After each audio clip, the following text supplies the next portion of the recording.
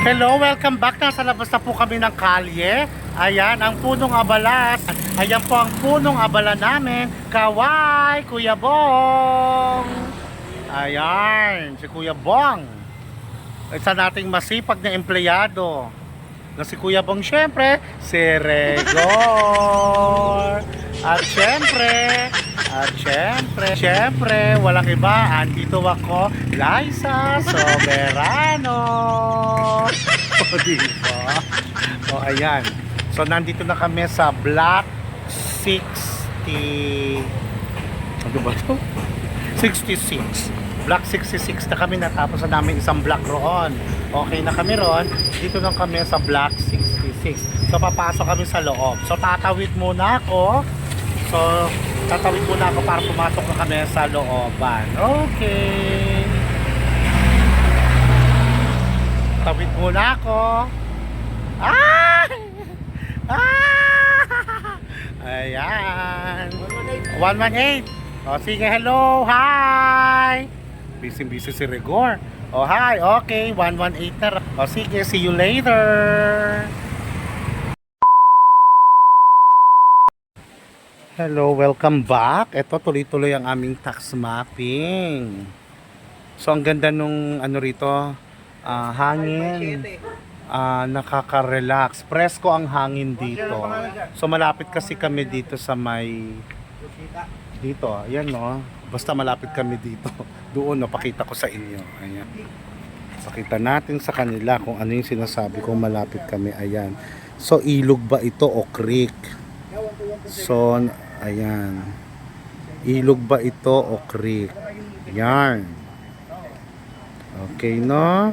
So, ganito. Ganito ang katanungan. Tinanong ko kay Regor, kung ano ba diferensya ng ilog sa creek na laglag pa, di puga.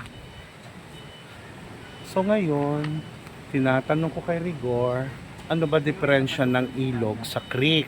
So, ngayon tatanungin natin. O, ang tanong, Gor, ano ang diferensya ng ilog sa creek? Ang diferensya ng ilog sa creek, kapag sinabi mong ilog kasi, yun yung mga nasa kagubatan na, Yun. mga nasa bundok, Oo. yun ang ilog. Okay, Pag yung creek. kasi, yun yung mga malapit na sa residential area. Creek na. Creek, oo. So, paano kung sa kagubatan lagyan natin ng maraming bahay, hindi na ilog sa tawag sa kanya, creek na. Okay, good answer. Good answer. Mga may point si Regor. Tama 'yon. So, para matawag nating creek na yung mga nasa bundok, lagyan natin ng maraming bahay. Ano 'yon? Ano ang diferensya nun? Ang creek at saka ilog magkaiba yan. Ano nga? Ano Ang creek ay sapa, ang ilog ay river.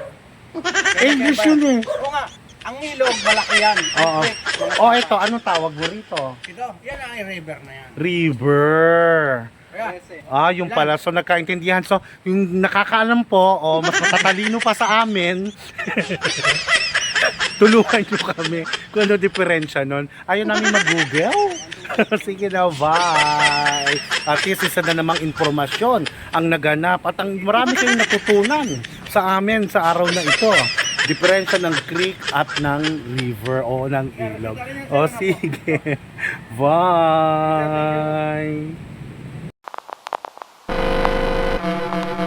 Hello, magandang umaga. Nandito naman ho kami uli sa aming tax mapping. Pero meron kasi kaming topic na gusto naming maunawaan kanina pa.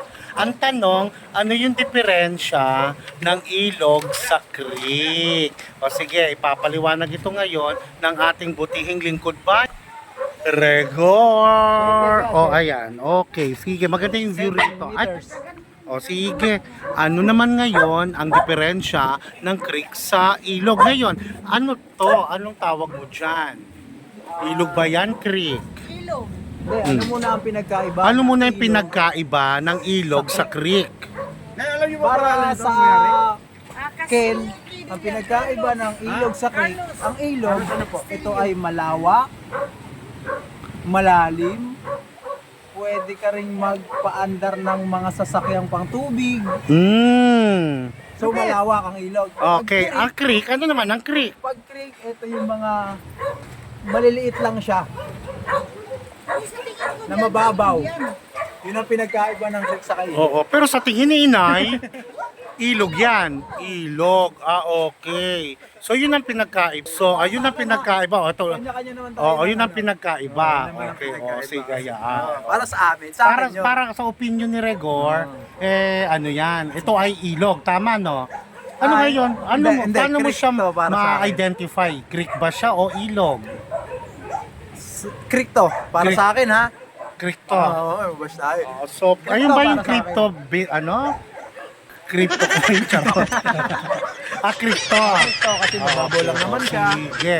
So, hayaan na natin ang madla.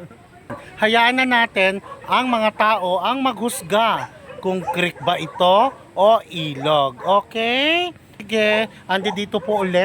Bukod po sa pagtatax map, naiintriga ho kami sa mga bagay-bagay na pinupuntahan namin. Gaya ng sinasabi ko, maraming salamat. Ito ang Buhay Asero. Bye!